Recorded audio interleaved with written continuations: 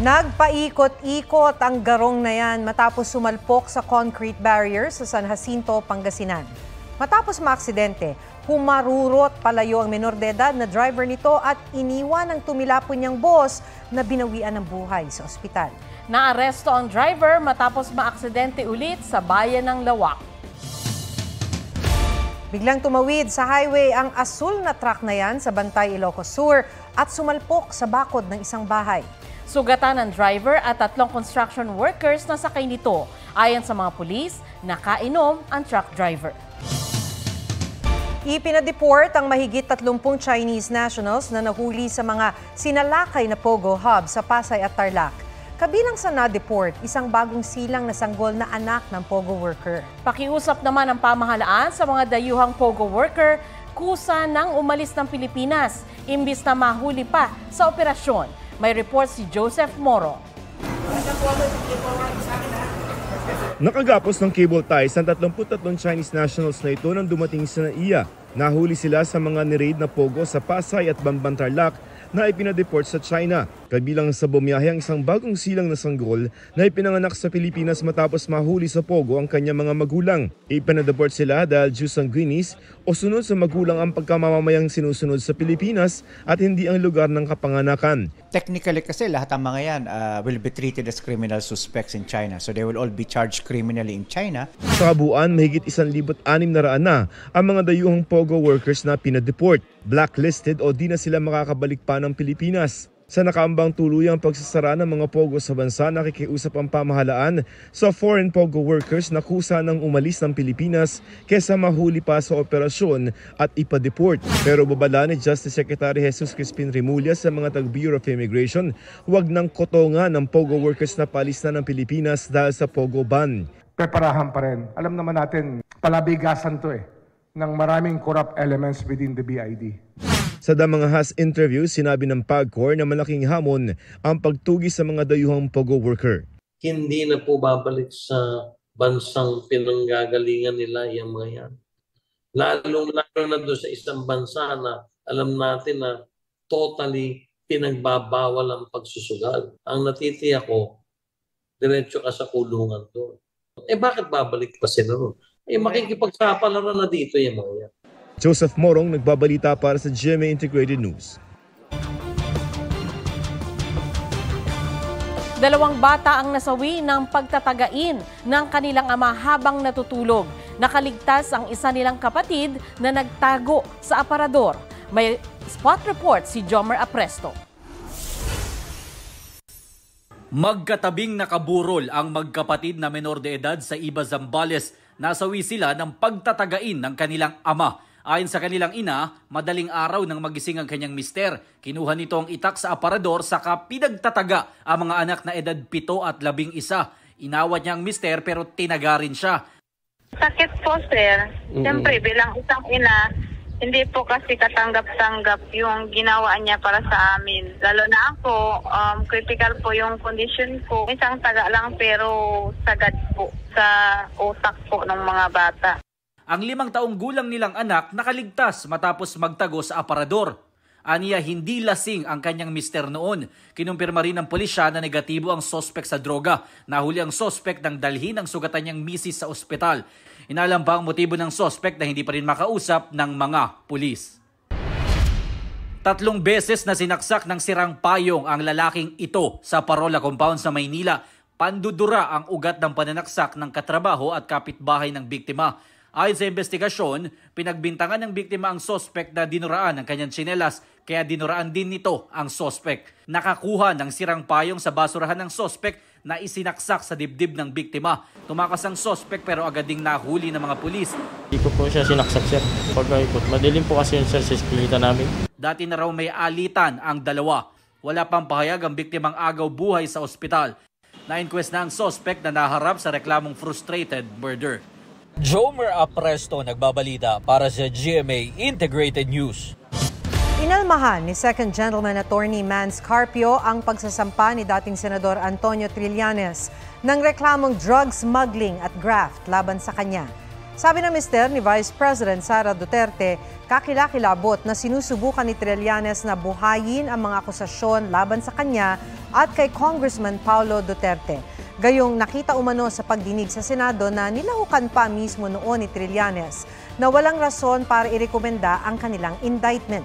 Dapat daw kondenahin ang ginagawa ni Trillanes dahil nadadamay ang mga inosenteng tao. Iniimbestigahan ng GMA Network ang reklamo ng sparkle artist na si Sandro Mulak, anak ng aktor na si Nino Mulak. May report si Nelson Canlas. Sa isang pahayag, sinabi ng network na inireklamo ni Sandro Mulak ang dalawang independent contractors ng GMA na sina Jojo Nones at Richard Cruz. Ayon sa GMA, hindi ito maglalabas ng detalye hanggang hindi pa tapos ang investigasyon bilang pagrespeto sa hiling ni Sandro na confidentiality. Dagdag dito, sinimulan na ng network ang investigasyon bago pa matanggap ang reklamo ni Sandro dahil sa bigat ng aligasyon. Tiniyak ng network sa publiko at sa lahat ng stakeholders na susundin nito ang pinakamataas na antas ng pagiging patas at walang kinikilingan sa isasagawa nitong investigasyon.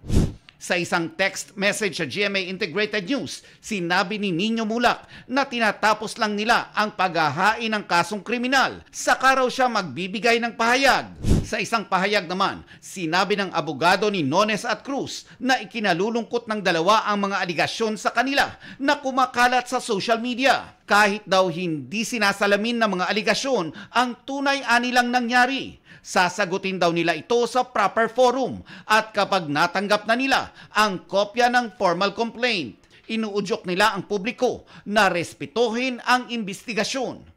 Ang mga wala anilang personal na kaalaman tungkol sa insidente, iwasan daw sanang mag-post ng mga aligasyong walang basehan at paninirang puri at nagsasailalim sa mga sangkot sa publicity trial. Nelson Canlas, nagbabalita para sa GMA Integrated News.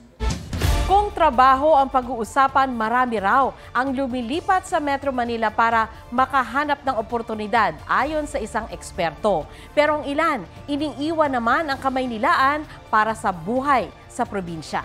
Ang kanilang dahilan, alamin sa report ni Katrina Son.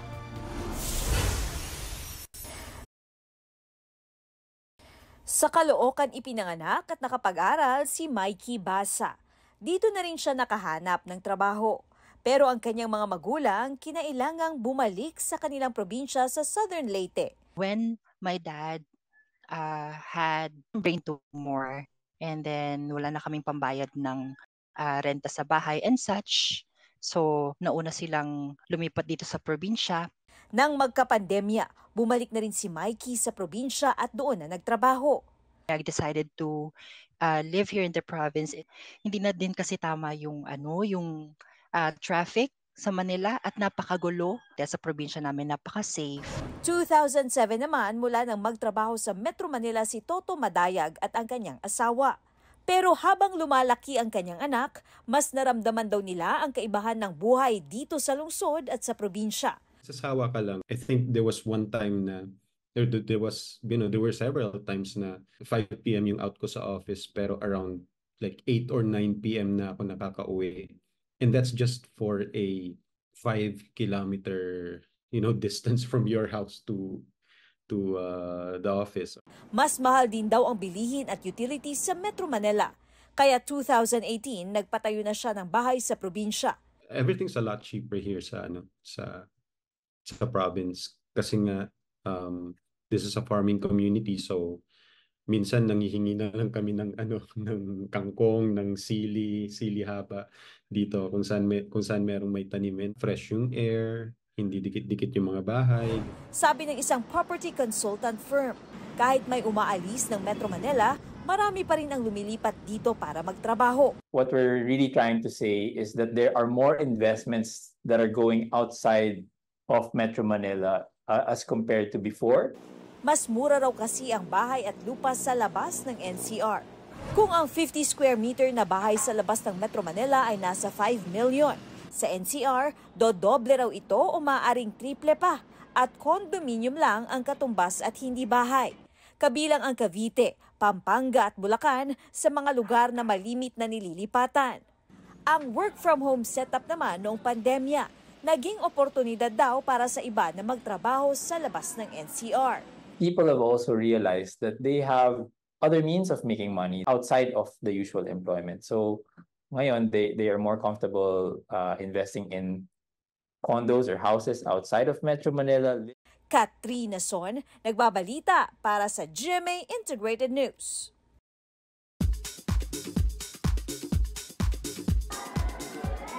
Kobe Paras nagpaka-fanboy sa magazine cover ni Sparkle star Kailin Alcantara. Nirepost ni Kobe sa kanyang IG story ang litrato ni Kailin with caption na "My cover girl" with heart-eyed emoji. Nireshare ito ni Kailin. Hi, Kat! Kat! Alden! Basta! Shooting ng Hello Love Again ni na Alden Richards at Catherine Bernardo sa Canada, dinagsa ng fans. Punong-puno. Para lang masunyo pa si Alden tsaka si Catherine. Kapuso it girl Gabby Garcia, bibida sa kanyang first ever international film na Death March. K-pop group na New Jeans pupunta sa Pilipinas para sa Ultimate Fandom Concert next month. Irish rock band na The Script magbabalik Pinas para sa Satellites World Tour next year. Aubrey Carampel nagbabalita para sa GMA Integrated News. Huwag magpahuli sa mga balitang dapat ninyong malaman. Mag-subscribe sa GMA Integrated News sa YouTube. Sa mga kapuso abroad, subaybayan nyo kami sa GMA Pinoy TV at sa www.gmanews.tv.